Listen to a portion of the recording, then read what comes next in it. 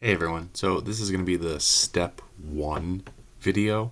We're going to talk about revisiting Noodletools, keywords and how to find or how to create good keywords to search for, and then we'll do like a real quick overview of the databases. You can find a lot of these things in the older videos, right? Like I made a video on databases, I made a video on keywords. So this is going to be more specifically geared for the Unit 2 research here. But what you want to do first after you've done your journal entry is go back and review what you already have, right? What sources did you find? Where did you find them? Which databases did you use? And what do you have in your note cards, right? So like I was able to find 4 different sources in Gale. One of them is the reject. And I have my note cards, which you should start thinking about organizing. You should start thinking about how you're going to label these. So I'm using some color-coded cards here. Mrs. Johnson also recommends using tags here as well. But as you notice, like all my Unit 1 research is going to get pretty sloppy pretty quickly with Unit 2 research. So I'm going to need to come up with a system for organizing my note cards. But having gone back through my note cards, I noticed a couple things that stood out to me about the information that I found last time, things that I can really use in my research this time. But I especially want to focus on this idea of what key terms or what keywords you're going to use for future research. So these were some just words that I found in my Unit 1 research.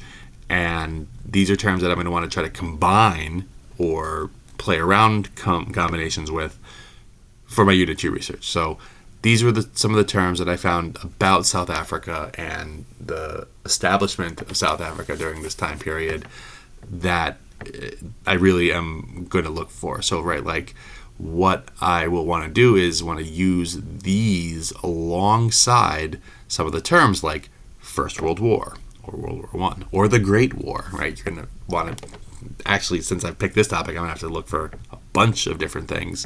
I might find some things on Great War that I won't find if I look at First World War or World War One. So there's going to be a couple of like trial and error things here.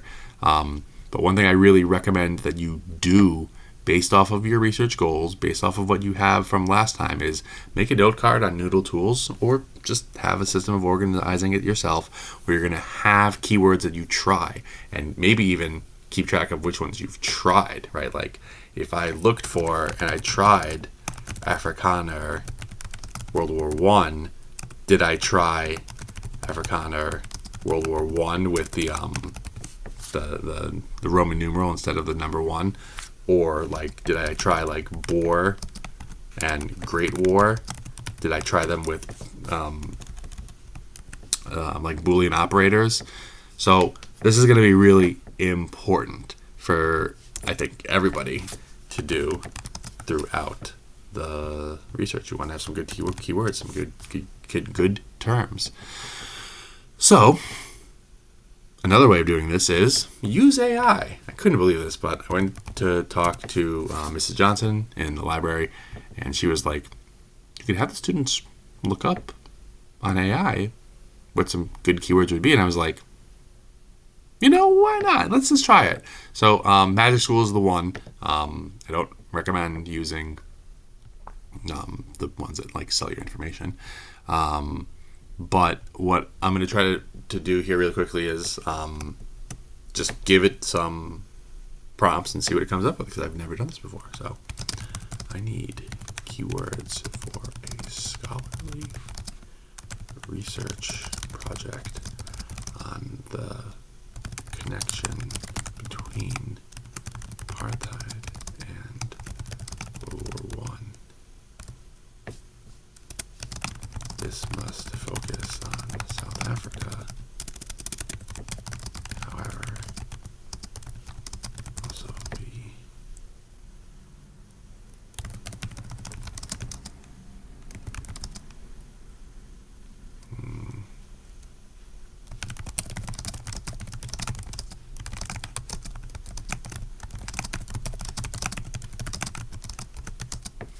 So you're going to want to come up with a pretty good research question. You're going to come up with like a good prompt for a research question. You're going to come up with a good prompt for the AI, because if you put in something here very casual, like find me some good search terms, that's not necessarily going to do the job.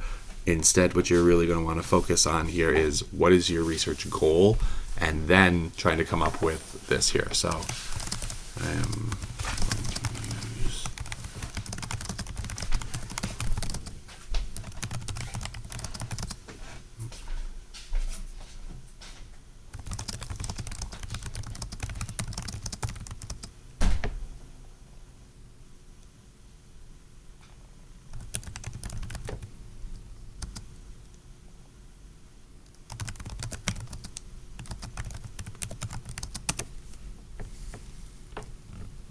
let's see what it does.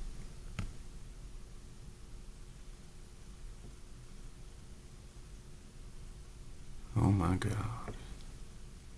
And this is why AI is garbage, because like, right, like, is this useful, or is this just like giving me a lot of different things here? Okay, let's actually look through this, because maybe there's a reason for this. Okay, focus, emphasis. Use Boolean operators and or not. Probably have to make a whole video about that. Oh, and phrase searches with truncations. I don't even know what that is. Okay, right. I'm going to look for apartheid. It also recommends I look for racial segregation policy, native policy. These are good. These are other terms that I could possibly use in future research. I should add them to my Noodletools note card here. South Africa and World War I and conscription. Now this is good though, because this is sort of like showing me what are some other terms I could use to search up here. So this looks like, even though it's coming up with lots and lots of different things, it might actually be a good tool. I'm not going to need all these, I don't think. Right, this is the problem with AI, is it's going to give you too much, so it wants to sound smart. Wow, look up newspapers. No, I don't think I will. Use date filters. This is really good. Easier said than done, though, right, with the AI. And finally, last but not least, what I would do here is go in and add some of these key terms for future research. A quick look at the databases. So you're going to want to be using either Gale World History and Context. You might have found some articles, and you might have not found articles last time, but if you're doing different keywords, you're going to find different things.